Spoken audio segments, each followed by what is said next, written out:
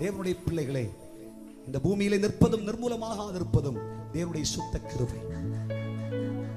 என்னைக்கோ நம்ம சரித்திரம் முடிந்திருக்கும், ஆனால் நம் பிராணனை காப்பாற்றினார்.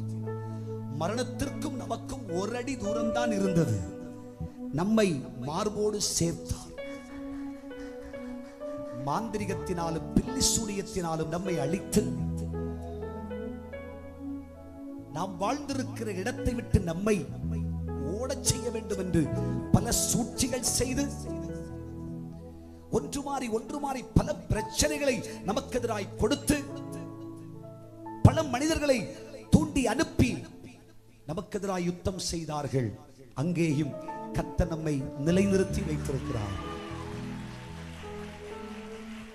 நம்மை சாவுக்கு ஒப்புக் கொடுக்காமல், சாத்தானின் செயல்களுக்கு தெய்வம் ஒப்புக் கொடுக்காமல், அவர் தன் இரத்தத்தினால் வேலை அடைத்து, இது என் சொத்தும் சுதந்திரமும் அல்லவோ, இவன் என் பிள்ளை அல்லவா, இவன் என் பிள்ளை அல்லவா, இந்த குடும்பம் என்னுடைய குடும்பம் அல்லவா, இவர்களின் அழைப்பை பெற்றவர்கள் அல்லவா, என் வாக்குத்தத்தங்களை நம்பிய என் பிள்ளைகள் அல்லவோ என்று நம்மை சுற்றிலும் அக்கினி மதிலை வைத்து அவர் தன்னுடைய சிறகுகளினால் நம்மை மூடி,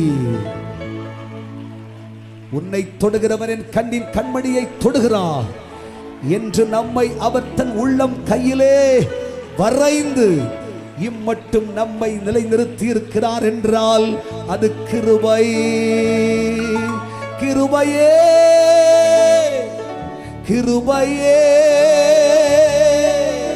மாறாத நல்ல கிருபையே. இரண்டு கரங்களை உயர்த்தி, கிருபையே, கிருபையே, மாறாத நல்ல கிருபையே. உங்க கிருபைதான் என்னை தாங்குகின்றது, உங்க கிருபைதான் என்னை நடத்துகின்றது, உங்க கிருபைதான் என்னை தாங்குகின்றது, உங்க கிருபைதான் என்னை நடத்துகின்றது.